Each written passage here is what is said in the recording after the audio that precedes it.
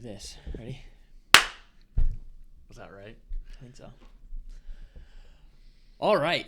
Well, we're back filming another podcast. We took a little hiatus, and I think we've decided that we're just going to try to crank these out when we can crank them out. So if you're joining us, we appreciate you being here. I feel like a lot's been going on lately. Life's been busy. Yeah. Yes. Both in and around hunting and elsewhere also. But Children. yeah, that'll Mostly add. for me. Yeah. This is going to be your first turkey season with a child. It's my first deer season with a child. Yeah, It was partial deer yeah. season. And coincidentally, I didn't kill a deer. Uh-oh. In Ohio, at least. Hopefully Abby's not listening. Yeah. So, yeah. Last year I killed a booner, maybe. Your biggest one. Yeah. Yeah, without child. And then this year, I don't know. Yeah, I mean, coincidence? You draw your own conclusions. That's exactly right. That's exactly right.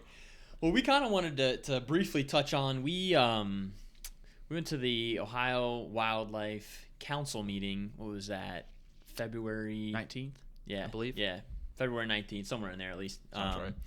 And just kind of wanted to share some of our thoughts on that whole experience, especially because I didn't even, like, thinking back on it, I didn't even know that those were a thing until, and you had kind of brought it to my attention. Obviously, it's kind of falls under the adage of you don't know what you don't know. Obviously, some of those things are happening behind the scenes, but it's like a lot of people, I think, don't even consider that there's meetings like that and stuff going on in order to develop, bag limits and season dates and all that type of stuff. So I didn't even consider it until it was brought to my attention by you. I feel like we've heard a lot of people, skip slide type of people that are like, talk about the meetings in other states. Yeah.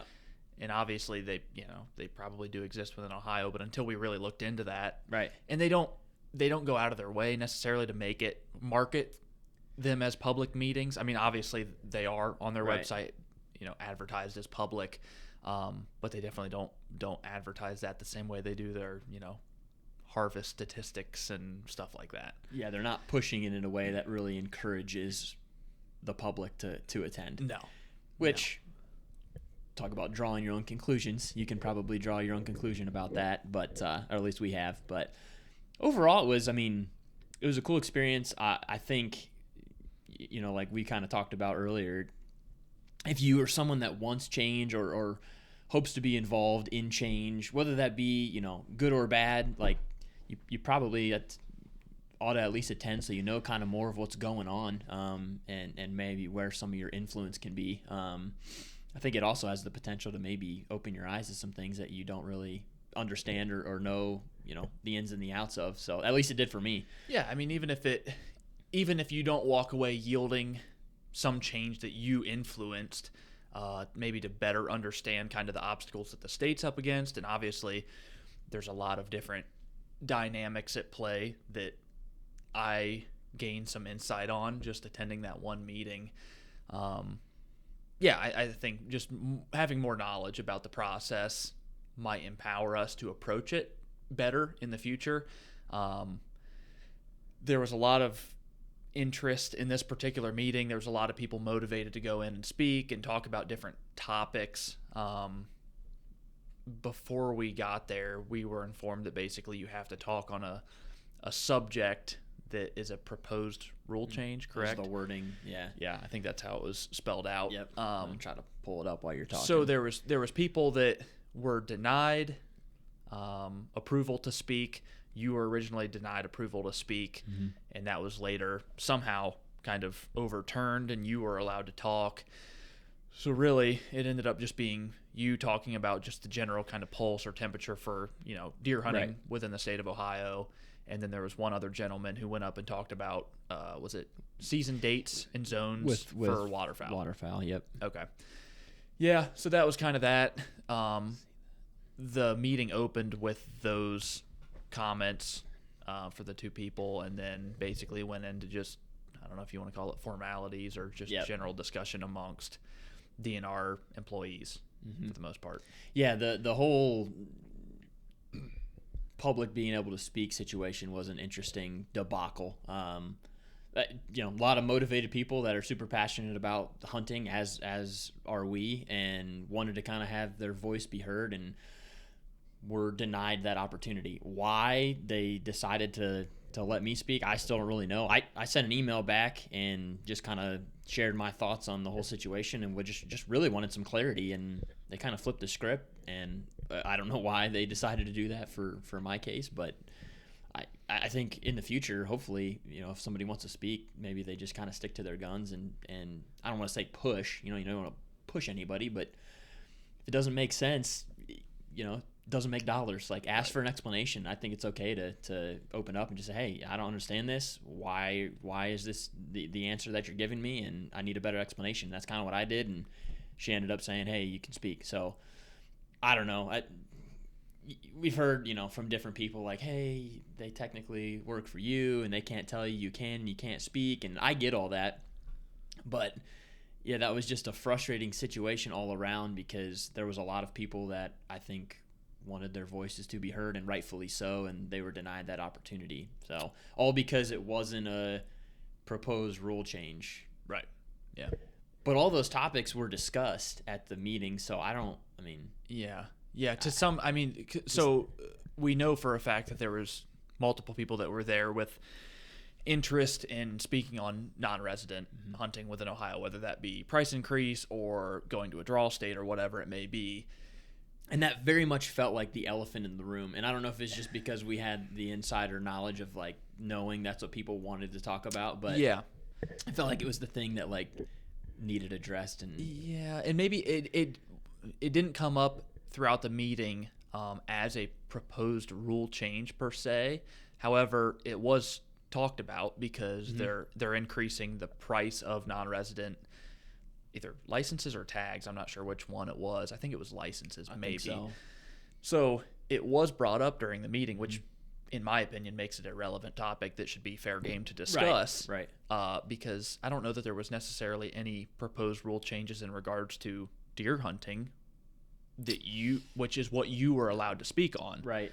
The only proposed rule change was ginseng permits or something along those lines, which obviously there wasn't too many ginseng enthusiasts there to not have that their I voices saw. Heard. No.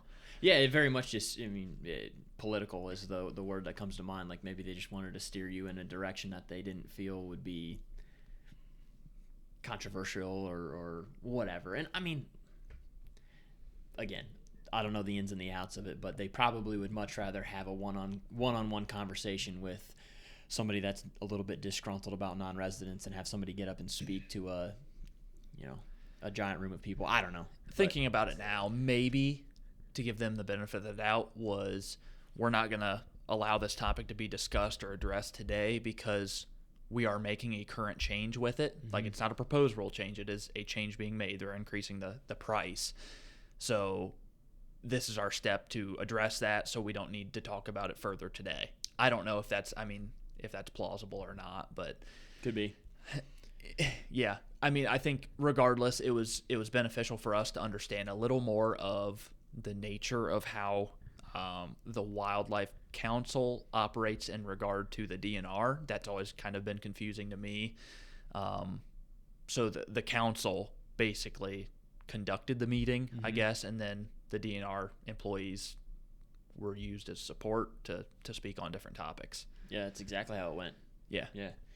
I mean, it ran smooth. They had PowerPoint slides and all that. Again, not all of it was very interesting when it comes to the Mussels. Things we're into. Yeah, what was it? Aquatic mussels. There was something else. Yeah, with one of the Great Lakes or something. I don't know. One of those research endeavors. They did talk about wild turkey, a study that they're currently conducting with netting wild turkeys, and that was cool. I think they even mentioned they netted or were tracking 100 turkeys, and at this point 90 of the 100 were still alive, which is super encouraging because we're most of the way through winter, and generally you don't think of 90% survival, right? And I don't know if those were poults or when they were tagged and what they're tracking, because I know generally jakes and stuff die throughout the winter.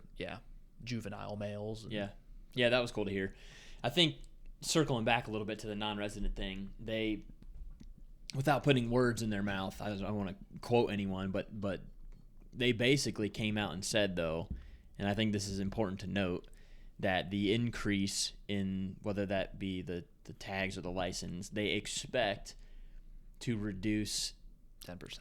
Was it 10? Did they put a percent on it? Yeah. 10%? It was, plus or minus, but yes, Yeah. they said 10. And then an immediate bounce back the following year. Yeah. So they're expecting a little bit of a hit this year and then just like smooth sailing like normal. And the point that you're drawing there is a lot of the conversation coming up around non-residents that the residents are voicing is basically wanting to cut back some of that non-resident pressure. Right. So I personally am not a huge proponent for price increases to yield that change, just because, quite frankly, a lot of the non-residents, and I'm a non-resident hunter in other states too, so like I can see both sides. A lot of the people coming to Ohio, and I would say in most states, are people that have the money to do so. I mean, they're coming here and spending tens of thousands on leases or, massive 1,000-pound bait piles and all this stuff. So they're not coming here because they don't have money, and I don't think a $100 price increase, which is somewhere around the dollar amount that it was, is going to really change the number of non-resident hunters that we have. And if it does, I think the only person that hurts is the working blue collar man type guy who, doesn't have a ton of money that wants to come up from West Virginia or Kentucky. And quite frankly, those aren't the people that I think are causing the bleeding in Ohio. So I don't want to see that type of guy get hurt. So I would be more of a proponent for, like a lottery type thing. But yeah, I mean, there's really one winner in that, and it's the state of Ohio. Correct, because that was kind of a point we talked about, was like, so you're admitting after year one there will be no change in number of non-resident hunters, which is what the residents want, is some level of change in number of non-residents. So year one you might see a 10% fall off for people that are like, I can't justify it this year, but by year two they're like, screw it, we're going back to Ohio. So residents don't see any net change in non-residents. The non-residents, they pay a little bit more, but they still get to hunt Ohio, but pay a little bit more. So they're hurt, the residents are hurt, and then the state is cashing in. Yep. And they're making more money. So it's kind of like, they're really the only ones that are making out better than the other two parties. Yeah, it was a little frustrating to hear. I don't know. Too, like, that change. I mean, this is the first year that's going to be the 2025-2026 season is when that'll be implemented, right? Mm-hmm. So there's not going to be any additional change when it comes to non-residents, probably at least a few years, I would think. I don't see them 2026, 2027 making some big crazy non-resident change. No. So I expect people to want to talk about that again at the next meeting. It'll be interesting to see now because that'll be two in a row where I'm sure they're getting quite a bit of input when it comes to non-residents. That was kind of a point that the guy made that talked about waterfowl was, they had made some sort of change, and I'm not privy to the waterfowl regulations or anything like that or zones, but they had made some change, and then basically he was kind of following up to discuss the changes that he saw, but there was no new changes being made. And along the lines of what you're saying is they're probably going to say, well, in the 2025-2026 season, we had a price increase. So in 26 and 27, probably not going to make another change, like go into an application or like a lottery, because we want to see over a longer period of time what this $100, $150 price increase does. Exactly. Which buys them more time. Yep. Which kind of stinks for, us. And then they were also talking about submitting, because waterfowl are federal. Remember they were talking about submitting some application or something, and it sounded like it was going to take a longer period of time than what some people wanted to, and it was people that were attending the meeting from the public that brought up that there's like a deadline that that has to be submitted by, and it kind of seemed to catch some of the DNR people off guard, like, oh yeah, not really considering that. Yeah. Which makes you worry, just like, are we, everything in government takes time, and I get that. It's politics, it sucks, but it just feels like a very slippery slope. That was kind of the whole premise of my speech, talk, whatever. It was like, we have the potential to be a great hunting state, whitetail hunting state specifically, but like it feels like we're just drifting like further And we further are and we further. are a good whitetail hunting state. Like Even you still, talk, yeah. you talk to somebody from, because when you say it like that, it's like, so you don't think Ohio's good? We put up some of the best deer killed in the country every year, and it's like, yeah, I acknowledge that. That's 100% true. But we could be so much better. And it's like, everybody throws out we could be Iowa, and it's like, well, we couldn't be exactly Iowa. We have a lot of a lot of, I don't know if you want to call it like socioeconomic differences, It's not whatever. apples like to apples. Yeah, it's not apples to apples, but it's like we could be our own version of Iowa in Ohio. Like we have potential to be so much better, But we also don't have to be. but we also don't have to be, and which is the scary part. Yeah, I feel this like the state's management practice or philosophy right now is kind of hands off, loose, liberal regulation, just kind of let people use everything, whatever. Deer harvest numbers being their probably highest priority, maybe. I mean, that comes up every time the topic of deer hunting comes up, is like we need more harvest numbers. But I feel like you have two different parties, one that being their main priority, and then a lot of hunters being quality of resource being their priority. And it's I feel like we could get closer to a happy medium of better resource, better quality of resource, and also try to maintain those harvest numbers through more regulation. Why is that the top priority? Is it overall health of the herd? Is it deer vehicle collisions? Is it like, why is we need? Because you're right, the game warden or I think it was game warden that we talked to afterwards was like, we need more deer shot. Like that was and I believe he was the one that said, if you hear the crossbow companies paying the DNR or the insurance lobbyists paying, he said whatever, insurance one, yeah. It's all bogus, and we would be the first people to leave the DNR or quit our jobs if we found out that was going on. I don't know. I mean, it seems plausible that stuff's happening. Like, I'm not saying that they're entirely driving all this, but like it makes sense. But I guess I can't confirm or deny. I think the CWD thing is going to continue to drive the deer harvest number thing, because right now a lot of the way that the DNRs in different states are approaching disease control is harvest, because CWD is supposedly spread through just congestion of deer or sheer population density of deer. So I think they're going to use that as their next leg to stand on with needing to drive up harvest numbers for sure. Yeah, deer vehicle collisions, I don't know. But yeah, that is like their number one thing that they seem to constantly go back to as reason for not being able to change anything. Right.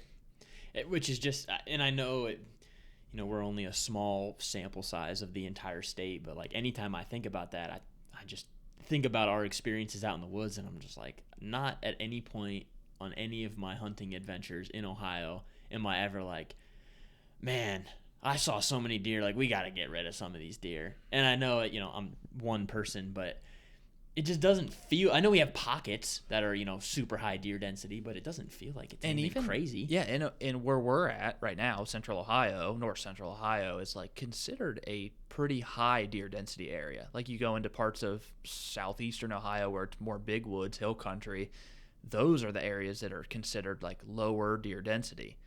Hunting here, I mean, I have one particular spot where I do feel like I see like a lot of deer, but other than that, it's like maybe one or two a night, whatever, and it's very rarely ever a mature deer or a buck even. So it's like, it's definitely hard to understand from that angle. I mean, I know the gentleman we spoke to at one point was talking, he's like, maybe instead of seeing 20 deer a night, we should see somewhere between 3, 4, 5, something like that. It's like, more often than not, I'm not seeing 3, 4, or 5, unless I'm in one of those rare spots where it's like I know I'm gonna see a few. Yeah, well, and that's a hard pill to swallow too, because it's like, who doesn't want to see 20 deer in a sit? That's fun. So if that's like, we had like a boom and that's where the population was at in the heyday of like the early 2000s or whenever, and we're supposed to be at that 3 to 5 range. It's a tough pill to swallow, because you're like, oh man, as a hunter, I want to see a bunch of deer. I also understand that there's the element of you have to have so many deer killed, but it's kind of a weird predicament. We go back to that, the heyday or the glory days or whatever, which is, quite frankly, like when I started hunting. Like, I didn't get to see the height of it all, like the early 2000s that people always talk about. But you hear that come up a lot. It's like, why can't we be like back in the, 2000 to 2010 range or whatever? And it's like, I want to understand, for the sake of, really knowing what's right and what's wrong, is like, was that not the like the happy medium of where our population should be, or was it? Right. Because looking back now to that point, it's like, are we now where we were supposed to be, or are we way below the mark? And we talk about with turkeys too, is like, there's not as many turkeys around now as there were kind of around that same era, but a lot of the studies and research shows that back then we were at kind of a peak that wasn't sustainable, and now we're where sustainability is. It's like normal now. Yeah.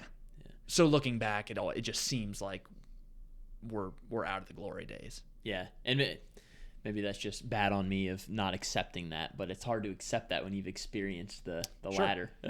Yeah. Another thing too is like with the CWD thing and deer population control, is they talk about like the best practice for managing it is fewer deer and younger age class deer.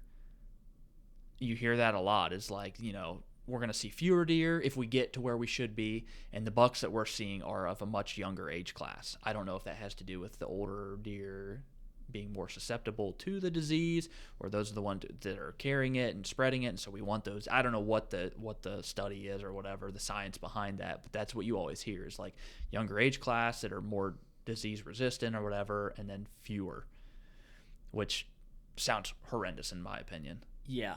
Which again, that's another one of those things where it's like, I want to understand, you hear a lot of, it's a political disease, whatever, it's not real.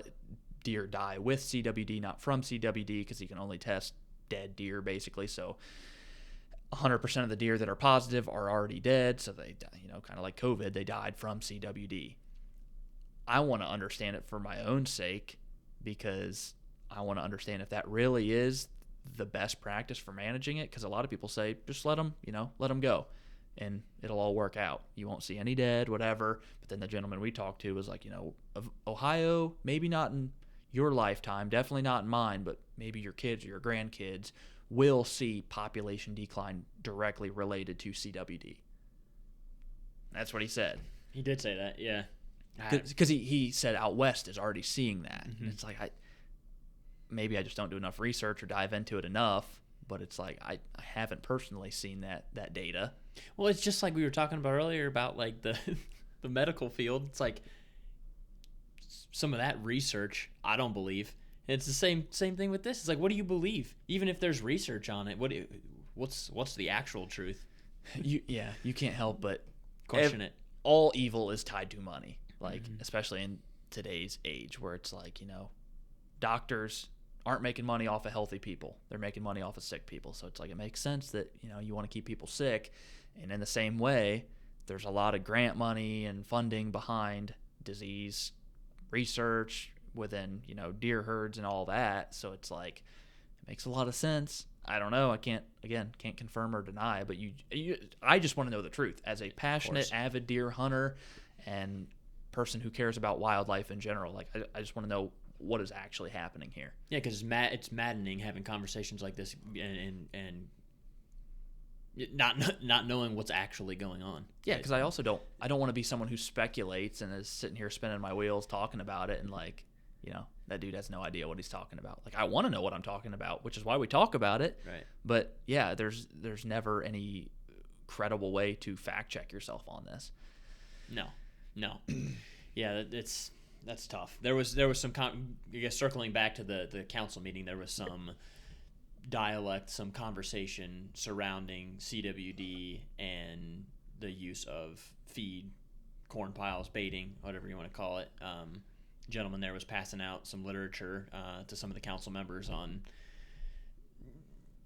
different research that has been done surrounding CWD as it correlates or relates to feed sites or concentration. Was it CWD specific? I thought it was. Okay, Well, it might maybe have been. one of the articles. Yeah, Yeah, I didn't know if some of it was just general deer herd health or deer health, nutrition. I believe one of the articles he had, and I could be misspeaking here, but was related to CWD. And it seems like that if they're going to get rid of, not saying they should or they shouldn't, but if they're going to get rid of baiting, that's probably going to be the driving force behind it. Yeah. Or the best chances. I support getting rid of corn, feed, whatever, for hunting purposes.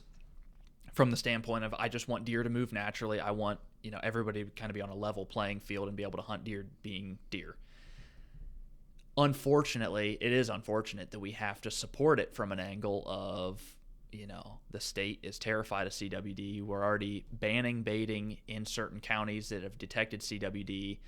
And therefore, I kind of back, getting rid of it under the angle of, CWD spread. Of course. I don't want to back it for that reason. I have my own reasons for supporting it. But yeah, it does seem like if they're ever going to move on it, that's going to be the reason why. Yeah. Yep. Yeah, I'm with you in that regard. It's like, I think there's a bigger issue surrounding corn piles as it relates to the deer population. But if CWD has to take it down, then so be it. Yeah, that was another thing that I kind of questioned that gentleman on that we spoke to afterwards. Was I got confirmation from him first that the state is banning baiting in, well, it was 3 DSA counties, what we're calling them, disease surveillance areas or whatever, which has since spread outside of those 3 counties. Yeah. We're kind of taking it by township now. But I confirmed that he was in agreement that the state is banning baiting in those areas because they think it has basically spreads the disease faster or whatever.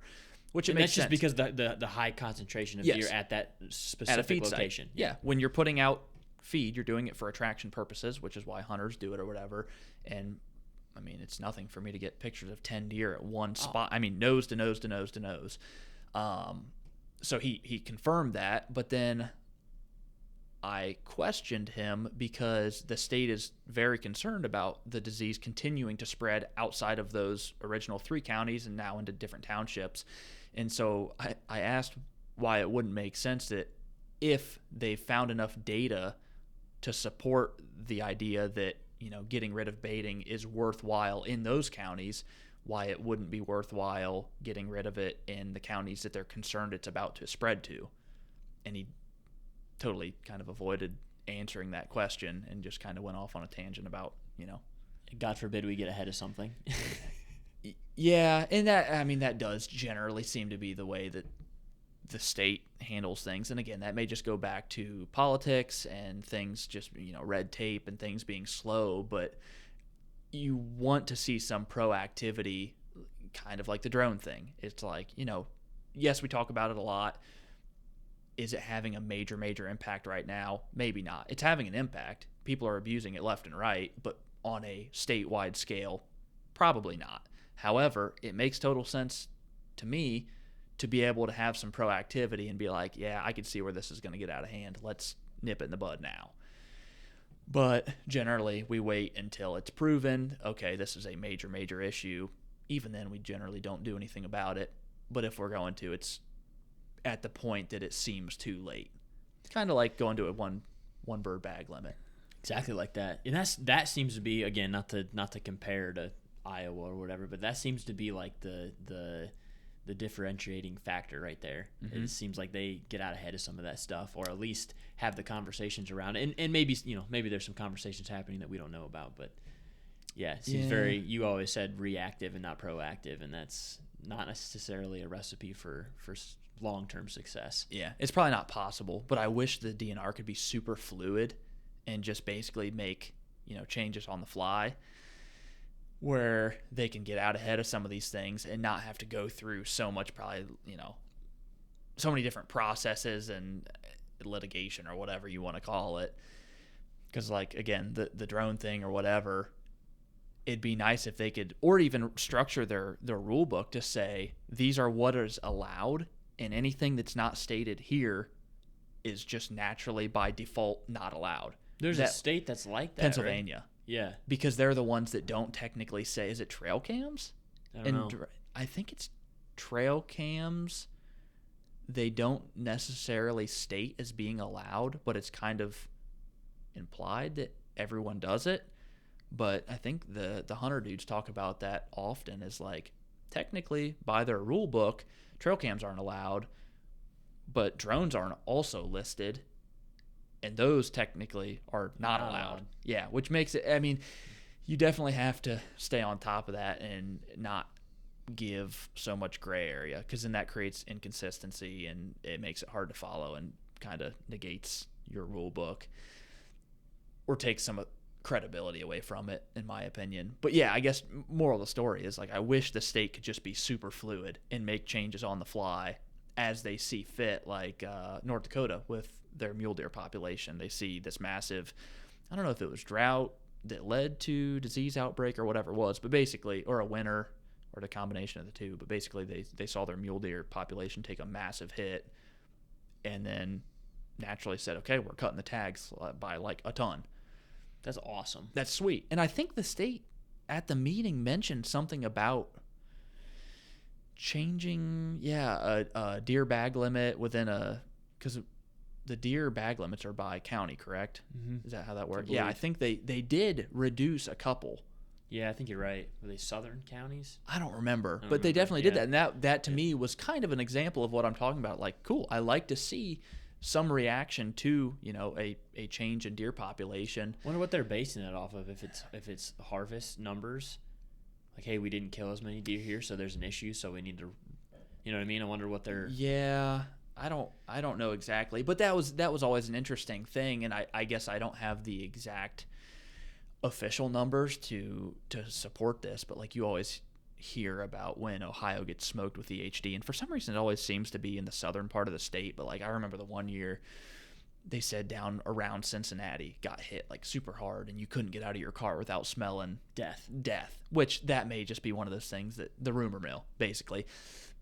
But if there was any truth to that, you can't help but wonder, you always heard numbers flying around like, oh, they think 20% or 30% of our deer population in this area got killed by disease. Then you add on hunter harvest for that year, which was bag limits determined before that disease, and then the next year they come around and same bag limit. It's like, so if you're telling me 30% of the deer got killed by disease, and then we still went in and harvested X number of deer and made zero change, it's like, so we're pulling from a smaller pot now. Like, should we be doing that or not? Right. Yeah. I don't know. This is the stuff that keeps me up at night. There was something in my notes that I was trying to find. It was probably about the meeting. About CWD. I was going to say, something we're missing on the meeting that's probably one of the most important things to talk about is the fact that we're eradicating the hog season in Ohio. That's a big one. That was interesting to me. I think that's kind of how they opened that was like the first thing, the DNR portion of the meeting. So you and that other gentleman spoke. That's what they opened it with. And so Ohio has historically had a small but existent wild boar population. Southern Ohio. Primarily Fenton County. Mm-hmm. And they opened the meeting by basically saying that they're doing away with boar. Yeah, it was there was no season, right? It was like coyotes. It was an open season. Yeah. Yes, yeah. I guess, whether you want to call it a season or not. It was an open season. You could take them with whatever, at any point in the year. Yeah, wide open, like a groundhog or, coyote or whatever you want to call it. And their discussion was basically brushing over, we're not going to be allowed to hunt them anymore, and here's all the things we need to change in our rule book and stuff to basically do away with that. Because before it spelled out, how you can take them and whatever, and they went over and said these are all the things we need to get rid of to basically erase that, which was interesting. One of the council members, which is worth noting, the Wildlife Council is a board, if you want to call it, a series of different members. I don't know how many there were, maybe it was like 9. Something like that. And I don't know if they're appointed, but they don't necessarily all come from a hunter, outdoorsman, wildlife background per se. Like, these people come from very different. A couple of them looked like a sweet grandma that'd bake you cookies on Sunday. Yeah. Yeah. The one woman actually spoke up about that the wild boar thing and was like, I'm from Louisiana where these things are a major, major, major problem, cause millions of dollars in crop damage and all these other things. Coming with that experience, what's the plan with these things? Like, where do they exist? So they clarified Vinton County and maybe into the next county over. And then she questioned the population or estimated population in the state, and they estimated 50, which I don't know a lot about wild boar, but like everything I've ever seen is like one litter can have 10 to 15 or more. So it's like, are they not mating? Are they not reproducing? Because I think you'd very quickly lose grasp of 50. I think you'd have hundreds. That'd get out of control quick. And then you're doing away with the opportunity for Jim Bob in his deer stand to take one of the 50 that you're saying are out there, and I believe it all went back to some USDA control program or something that they're going to try to manage these things with. I don't know if to follow the right guidelines or whatever to probably get money or a grant or something to do that. You can't allow people to hunt them, the public. I don't know. I mean, a strange thing. It's like these things are a problem. We don't want them here. We don't want any of them here. And in other states, they're a problem that cannot even be grasped, but we're going to do away with the opportunity for the public to get rid of the problem. Listening to you re-explain all that, it was frustrating from the standpoint of like that. And again, I want to preface it by saying I don't fully understand all the intricacies of what's behind this stuff, but like that's taking precedent over some of these other issues we're seeing with the whitetail deer and like that. Yeah, the thing to be addressed. Yeah, it was definitely weird, and that was early in the meeting. Not that I would have. First things. Yeah, it's not that I would have spoke up. I was still trying to get a kind of a pulse for what the meeting was going to be like and who got to speak and whatever. But I was glad that she asked something, because I was very taken aback by that. Like, just confused, surprised. I don't know. So she kind of got some clarity as far as like where they exist and how many we think we have. But I guess it was never really explained in depth, like what the game plan is. Like the USDA was mentioned, but I don't know. I mean, I can't imagine some of those Southern Ohio guys wouldn't take a whack at one if they happen to see one stroll by. But yeah, it makes you wonder. Yeah, I don't know. I don't know either. I'm trying to think what else we maybe missed from the meeting there. I've got all kinds of good stuff. But what I was really trying to find was where the feller told us that our state's deer population, and I typed it out like as soon as we had this conversation. We got basically, would you say cornered? Abducted, maybe. Abducted. We got approached, I guess is the nicest way you could put it, by was he a game warden? I don't really know. I think wildlife officer. I don't know if there's a difference. Maybe he's a natural resource officer. I don't know. Yeah, I never really got clarity on that. We got to talk to him and by say got to, I mean forced to talk to him for a half hour, maybe more, it seemed like. But yeah, he had some very interesting thoughts. Yeah, and you being the one person to go up there and speak on deer, and you kept your discussion more broad, because it's not one issue, and this is what we've come to a conclusion amongst ourselves. It's not one issue that's creating this kind of just gross feeling of hunting in Ohio or deer hunting in Ohio. It's a culmination, and it's also regional. I would argue that Southern Ohio is far more affected by the non-resident deal with access and stuff than we are up here, which I get to feel that, down south. But it's definitely numerous different issues that they've kind of let get out of grasp or out of hand that are contributing to this overall. So in a way, maybe he interpreted your discussion as like, oh, these guys don't really know what they're talking about. Like, they're just here to complain and say they're not seeing enough booners. Mm-hmm. So when he approached us, that kind of seemed like the way the conversation was going to go. And then very quickly, we were able to hit him with some very valid, reasonable, well thought out questions that he wasn't able to answer. And I think he quickly started to defer from even letting us ask some of those questions. Yeah, and we were kind of forced to stay there. There was numerous people there that we wanted to get around to talk to, both within the DNR and just some other kind of like-minded people that attended the meeting. But yeah, we were kind of prevented from doing that. We will at the next one. We'll know to avoid him at the next one. Yeah.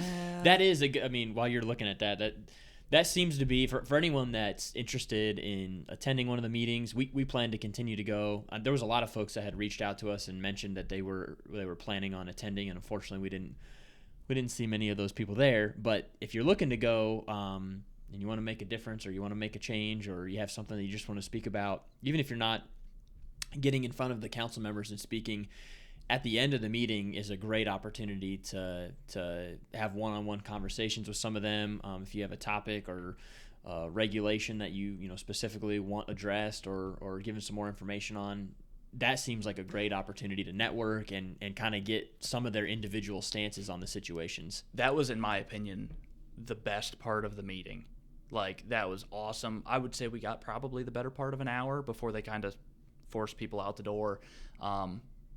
But I feel like I could have done that for 3 hours, just going around and talking to not only people that are in agreement with us, but also having conversations. Because, again, I want to understand, is my thinking, my logic, whatever on this correct? Is it in line? Is it possible? And if not, what are the obstacles that are preventing something from happening within Ohio? And obviously only discussions with the rule makers, or whatever you want to call them, would get me some of that clarity.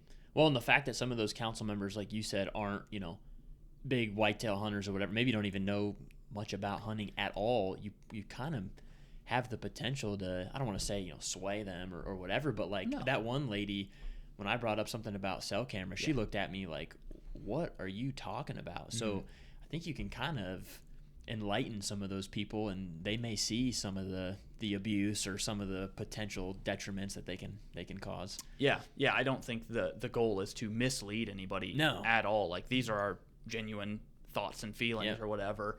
And many of these I probably wouldn't have been in agreement with 10 years ago when I first started deer hunting. Like, I see no problem with corn piles, whatever. Mm-hmm. And it seems like they really weren't as much of an issue, especially crossbows back then. Like, nobody used a crossbow.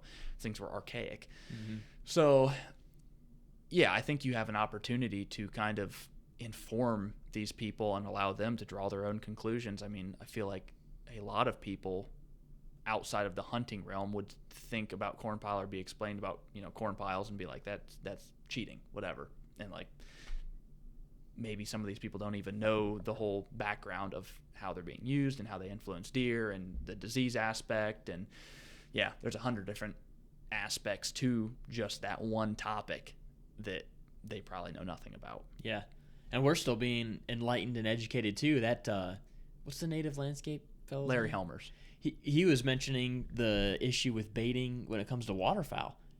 I had no idea. Yeah, I thought that was interesting. No, I had no idea that was an issue at all. I would have never even considered that. So, yeah, we're still learning as well. Much of what he does is very, I say, holistic, almost in like the human medical whatever. Good for the entire landscape. Greater good of everything. So like, that's what a lot of what he does. And I forget exactly what he was he talking about, like a little water hole that had no business holding waterfowl, but the people feed I thought he was saying that wetland that he created had a bunch of ducks on it and they just disappeared, and then he drove around the neighborhood and there was like, I don't want to say the number, but I thought he said like hundreds of ducks on somebody's like feeder. Yeah, basically with no water where around. They don't belong, where they wouldn't ever naturally be, which is very, a good metaphor to the same way the deer are. But yeah, and I don't think it's healthy for them either. Probably not. What is it? Anaphylactic shock. I don't know, what is it called? Aflatoxin, whatever. Yeah, they go into shock. Get your EpiPen out. Yeah. Did you have something else on that? I don't know, not really. Just, you mean the council members and talking to them afterwards, or? Yeah, I guess. I kind of liked the read that I got from a lot of the council members. And I think I mentioned that kind of during the meeting or whatever. It's like they seem like very approachable, mm-hmm. open-minded. They don't come across as having the greater than thou, Which they kind of have to be that way. Like, yeah. Yeah, which I think they take recommendations from the state and basically discuss it and kind of give the yes or the no, or then Mike Rex is obviously the chairman of that council. Yeah, that's my understanding, but I don't. Okay. I But don't again, know for this sure. is the beauty of us continuing to go to these meetings and get a better pulse for it. What I was trying to find in here, and I'm sure it's in here because I typed everything up, but I can't find it. Was it something about the 200s at the crosswalks? No, it wasn't the 200 inches at the crosswalks. That's happening in some of our bigger cities, in case you were wondering. Yeah.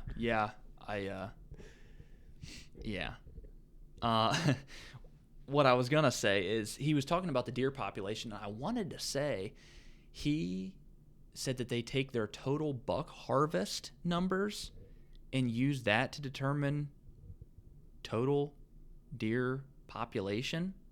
Do you have any recollection of that? This must have been after I started to tune them out. Okay. Because I was getting pretty fed up. Okay. You alluded earlier to like how we determine total deer population, all that as it relates to harvest number or bag disease limits. and bag limits and how many how many deer are taken off the landscape from disease. But I wanted to say that that's how they did it, and I'll be mad at myself if I go back through here after we get off of this and find where I typed it out more clearly when it was fresh in my mind. But that seems like, and I know they have to use some scientific mathematics, whatever, to determine a guesstimate of how many we have. But as we become more able to be selective in our deer harvest, obviously a buck, whether it's a 60-inch, year and a half old, or a booner, we become more able to select those deer and precisely target them because of corn piles, crossbows, cell cams, you name it, whatever, better technology, more liberal seasons, weapons, whatever, everything. If that's how we're determining our deer population, as we're more able to target bucks, does that falsely inflate our total estimated deer population? Does that make sense? I don't know if they take, we killed, I'm just going to say 100,000 bucks, and we think our buck to doe ratio, or whatever they use to determine this, is our bucks are 30% of our deer population. Mm-hmm. I don't know how that works. I wish I knew, and he didn't go on to explain it, so it's like I only have part of the information or half the story. That'll be a good question for the next meeting. Yep. I'm going to probably avoid that conversation. But not a question to him. No, somebody else. Yeah, again, it all just comes from a genuine desire to learn and understand and see both sides so that I can refine or not refine my ideologies. Yeah, curiosity is a good thing, and like you said, at the end of the day, I mean, a lot of this stuff I'm subject to changing my opinion on. Yeah, I've changed it before, and I'm not afraid to change it again if somebody can. My big thing here in the last couple of months has been I just want it to make sense. With everything in life, if somebody can't make something make sense, I'm probably gonna have some questions. Sure. Yeah, so if somebody can explain it in a clear and fact-based way, especially when it comes to this stuff. Sure. Yeah. One of the something I find important, this was a thought that we had going into the meeting, is like I feel like the council or the DNR very much so views the general hunting public as like the people that come to these meetings, especially like sitting on Santa's lap. Like we might talk ahead of time as separate people, whatever, and be like, I want this and you want that, and it's kind of the same. We both want to get rid of baiting, but for different reasons. But then we sit on Santa's lap, which is the DNR, and be like, well, here's what I want, and this is what he wants, and you got 100 different guys asking for totally different things, or maybe 75 of them are generally asking for the same thing, but kind of contradicting each other, and it's like we need to come together, and maybe we compromise a little bit to come together under one united voice, which is, the Hunters Advocate of Ohio. Those guys attended, and that's where I see the necessity to funnel everything through one particular, organization or whatever you want to call it.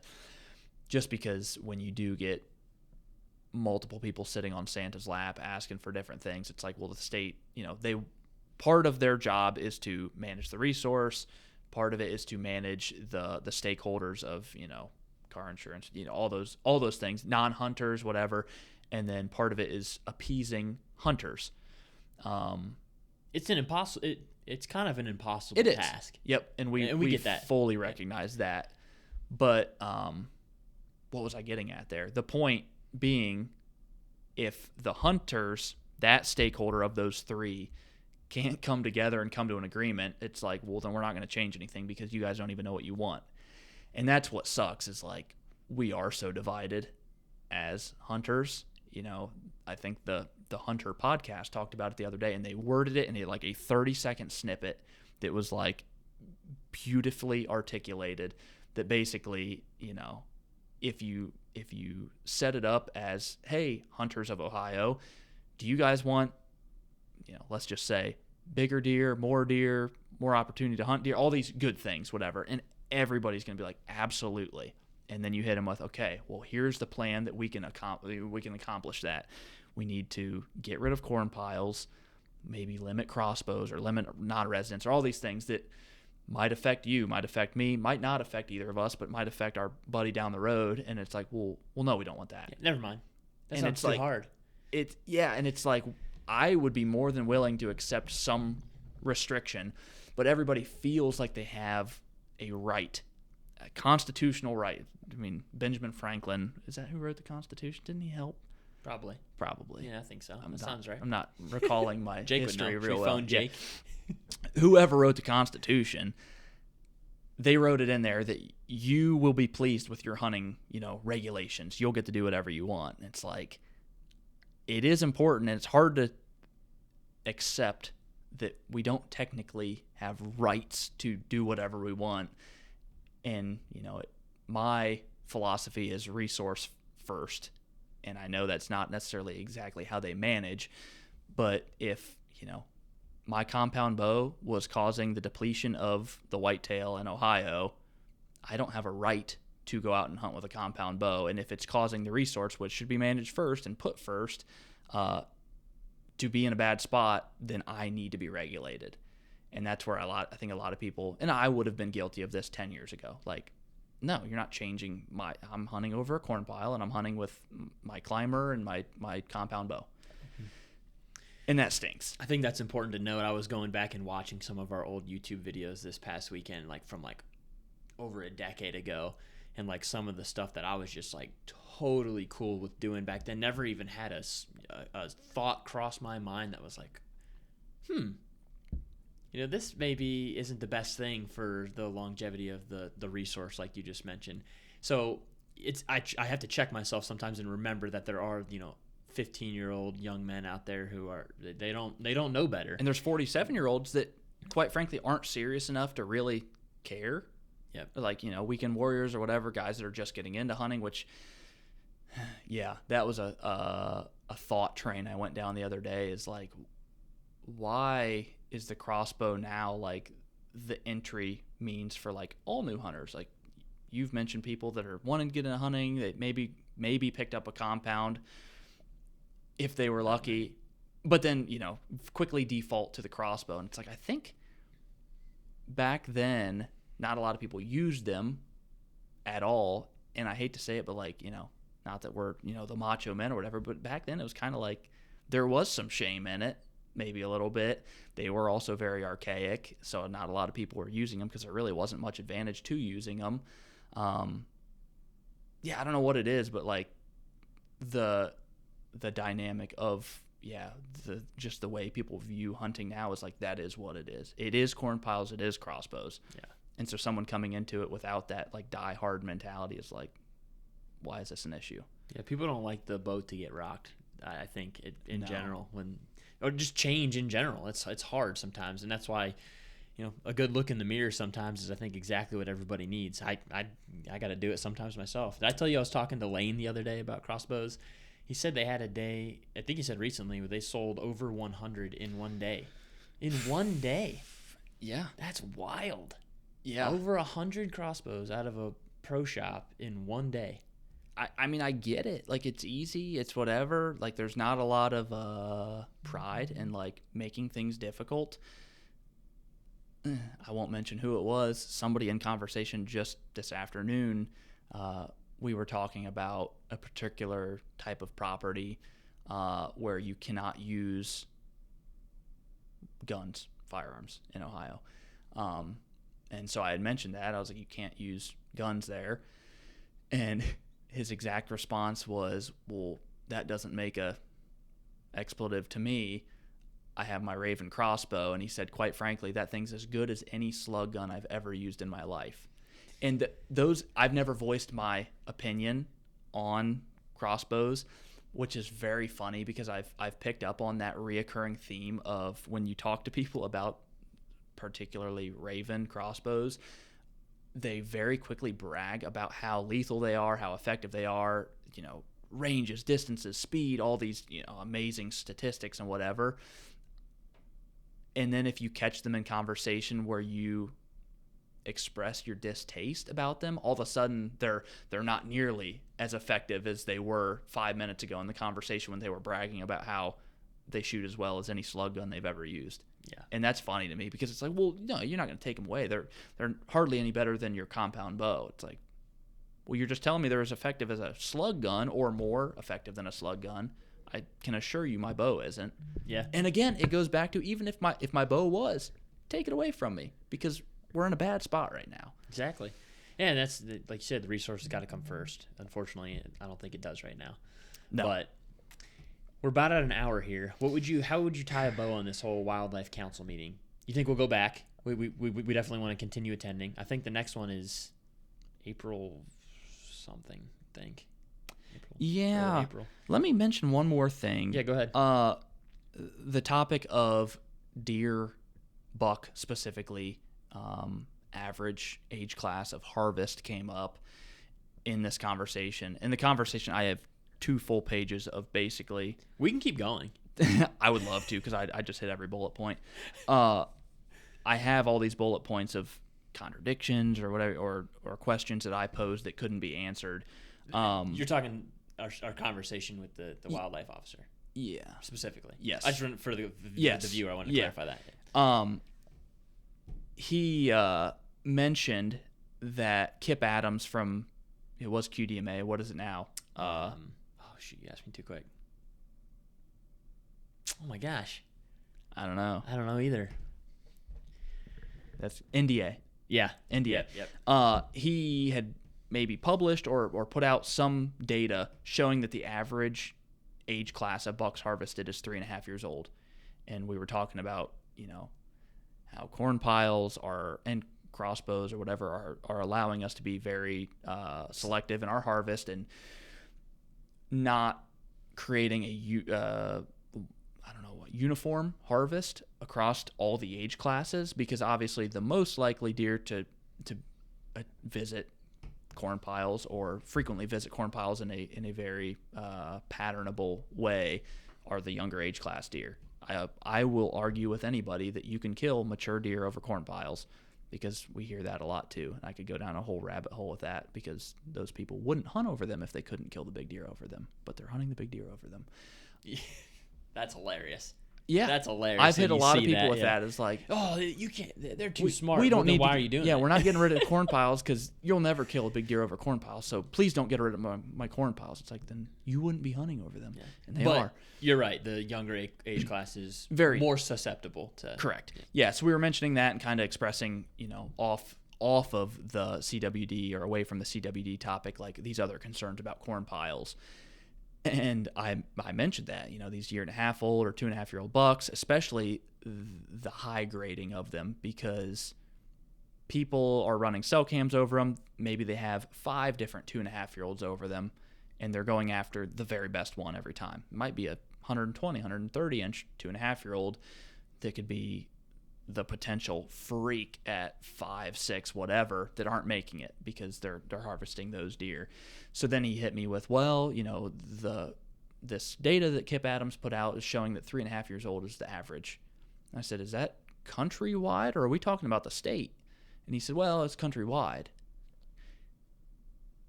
The state manages their deer resource at a statewide scale, and even, obviously like bag limits and stuff are at a countywide scale. Why would it be appropriate to talk about... You got California in there? Yeah, why would it be appropriate to talk about average age class of harvested buck at a countrywide scale when we're at an Ohio DNR meeting? So then it was kind of like, whatever. It's like, well, what would Ohio's be? And he said, I'd have to get that information from somebody else. Maybe it's 3.5. I'm not saying it's not. Might be, but it feels very inappropriate to talk about average age class of deer harvested across the country when I don't know. Make it make sense. That Again, does not make sense. I just want information. Yeah. I'm just a sponge here to learn. Mm-hmm. So I guess there's probably nothing else that I necessarily need to go down the rabbit hole of. Well, he said we could or maybe should become a $2 state. I could go on all day. I won't. We can keep going. No. I think it's important to like I said, there was a lot of people that wanted to attend and weren't able to or couldn't or whatever, and we didn't know these were really even a thing until a couple of years ago, and this was our first one. So I think it's important to share some of this information. But yeah, I think important thing to mention before we wrap a bow on it is like we need people there. People should show up because the state will even admit one of their duties is to please the people. I think Mike Rex said that on the Hunter podcast is like one of the main duties of my job is to make the people happy. Even if, I think a different, what is that called? The deer program coordinator for a different state had even said it, even if it goes against the science, if there's enough people within the public in our state that support something, I guess we have to do it. So it definitely helps to have support at these meetings. Our dream was kind of like, I don't know if dream's the right word, but like, you see the picture, I think it was like a few days later at Iowa's, it was like a line out the door. Yeah. Like, imagine if they like didn't have enough seats. Like, that's speaking without speaking. Yeah. Like, that's saying yeah, something. even if you don't go up there and say, here's what we're here for, like. What's not gonna yield change is getting on Facebook in one of your Ohio whitetail groups and complaining about whatever. That's not going to do anything. Yeah. Like, you got to show up, and if you truly, because that's the thing, is there's a lot of people online that are in agreement to some degree with kind of our mindset on some things, and they feel the same way about Ohio hunting. But until you show up and start being like active in these types of situations, there's not much you can do. No, going on Facebook and jokingly making a post intending to stir the pot and basically creating negative dialogue between people that's going to actually get you nowhere except angry and stuck on Facebook longer than you probably should be for a day. Attending the meetings, coming to some common ground with people around you, having discussions, that's what's important. So like, there was a lot of people that said they were going to be there, didn't show up. Somebody mentioned to us, like, yeah, that's pretty typical. Like, everybody kind of beats their chest, like, yeah, we're going to be there, we're going to show up. And then when push comes to shove and it's time to, show up, essentially, they fail to do so, which we're going to continue to show up ourselves. And, we'd like to see other people do the same. If you're a local guy, holler at us. We'll carpool with you. We want bodies there, and people that are hungry and eager for some change. And if you're actually hungry, get some food after. We will get some food. Yeah. As long as it's gluten and dairy free. Yeah, there's not too many options. Bippy Bop. I don't know what else is down there. Something. I think that's pretty much all I had. We just wanted to get that out there for you guys. Like I said, it was our first meeting in attendance, and we plan to continue to go. And we'll also continue to push out because, as we mentioned at the beginning, you're probably not going to find much information from the state about these meetings. You kind of have to do some digging on your own to figure out when they are and what you can talk about and all that stuff. So we will continue on our platforms to push that stuff, hopefully a little further in advance. So if you do want to come, you have a little bit more of a notice. But yeah, I think that's all I got on that front. Anything else? Nope. Any closing words? I've gotten no words of wisdom. Well, we'll continue dropping these when we can. We're not gonna probably have any set schedule, at least for right now. Just when our availability is there and we're able to get together and film some of these, we'll put them out there kind of as supplemental content to our videos. We're going to stick with the Wednesday release times for as long as we can and kind of sprinkle these in between. So I like it. Other than that, we'll catch you guys on the next one.